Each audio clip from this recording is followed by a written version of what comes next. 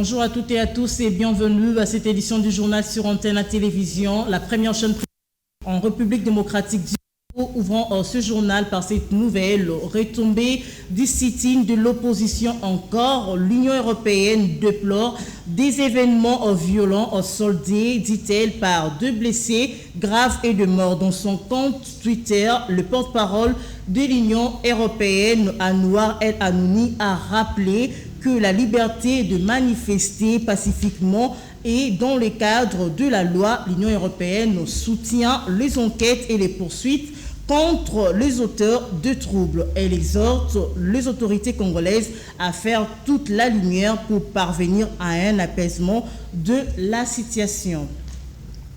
Dans le même chapitre, les conséquences de la dernière manifestation de l'opposition C64 se font encore sentir. La liberté de manifester pacifiquement son opposition est un principe essentiel dont le respect des lois de la République, a réagi le Royaume de Belgique pour son ministre des Affaires étrangères. Les bombardements violents et les saccages de sièges de partis n'ont pas démocratie.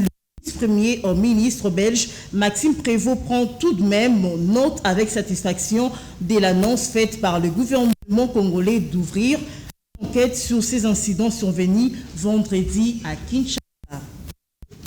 Manifestation de l'opposition, on en reparle dans ce journal. Après les violences enregistrées contre C64 le vendredi 12 juin 2026 sur une autre plateforme CP64 alinéa 2 monte au créneau. Le pouvoir avait déjà sa coalition C4. Il s'agit maintenant de la coalition des patriotes de la défense des élections CP64 qui dénonce un plan d'opposition. Certains veulent transformer Kinshasa en boucherie humaine, révèle CP64. Ces structures, dirigées par Aaron Mukula, réaffirment son engagement en faveur de la défense des institutions. Parlons culture. Dans ce journal, le parolier et chanteur Pascal Poba n'a pas été enterré les samedis derniers comme prévu pour cause une divergence entre la famille biologique de l'artiste et celle de son épouse, en croire un proche collaborateur de l'artiste. Des obsèques a été menée dans la précipitation. Pascal Poba a légué des œuvres. C'était un grand parolier. Il mérite respect. Suivez cet extrait.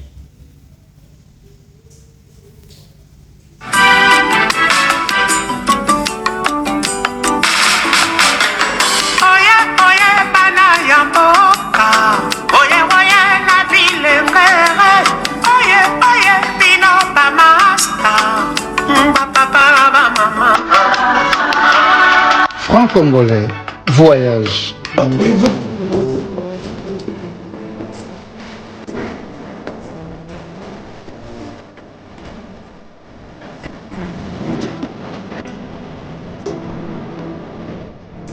Ou encore Umba. Ces quelques notes montrent à quel point ces paroliers étaient grands et romantiques.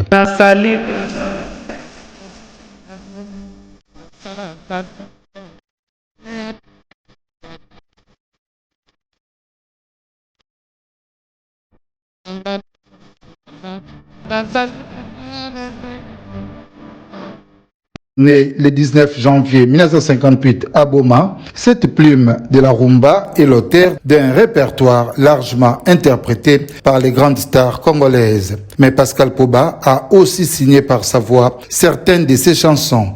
Exemple dans son album Réflexion.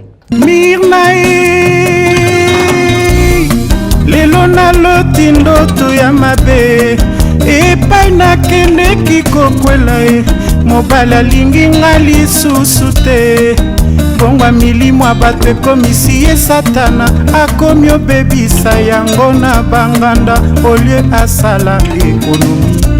Dans un état où les droits d'auteur sont garantis, Pascal Poba aurait été millionnaire. Il était le Jean-Jacques Goldman congolais. Poba, c'est aussi le parolier de Chantal Switzerland.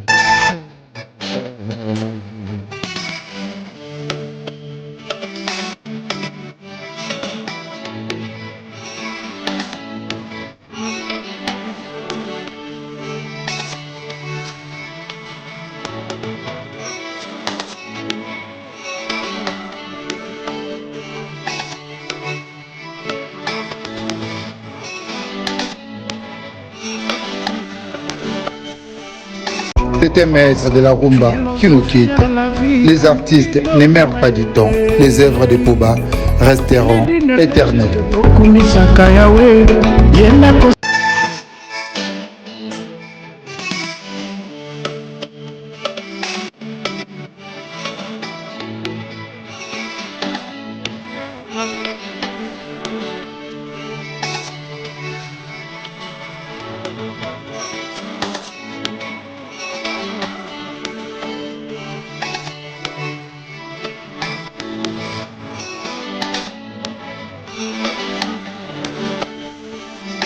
C'était maître de la rumba qui nous quitte. Les artistes ne meurent pas du temps. Les œuvres de Poba resteront éternelles.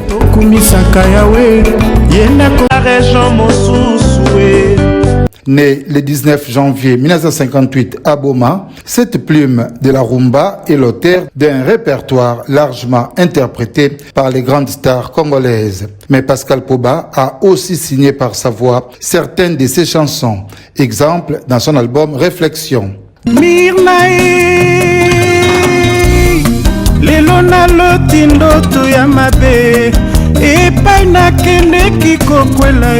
Mobala lingi ngali susute bongwa milimo bato ekomisi ye satana akomi obebisa yango na banganda au lieu asala économie. Dans un état où les droits d'auteur sont garantis, Pascal Poba aurait été millionnaire. Il était le Jean-Jacques Goldman congolais. Poba, c'est aussi le parolier de Chantal Switzerland.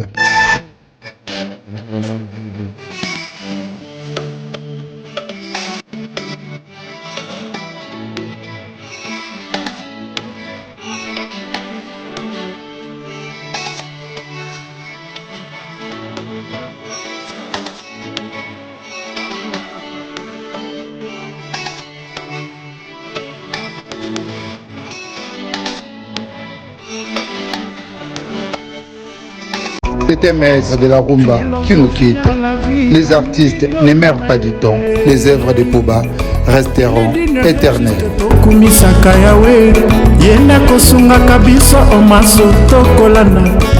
Parlons société dans ce journal démolition de 15 habitations de fortune servant de refuge à une dizaine de présumés criminels au quartier Trois-Vallées, dont la commune de Ngaliema, une opération menée par la police nationale congolaise. Dans un communiqué, le commissaire provincial de la police nationale congolaise, ville de Kinshasa, Israël Kantou, est présenté comme l'initiateur de cette opération exécutée par le commandant urbain de Lukunga, l'autorité policière de la ville capitale. À cette occasion, féliciter les policiers engagés pour leur professionnalisme.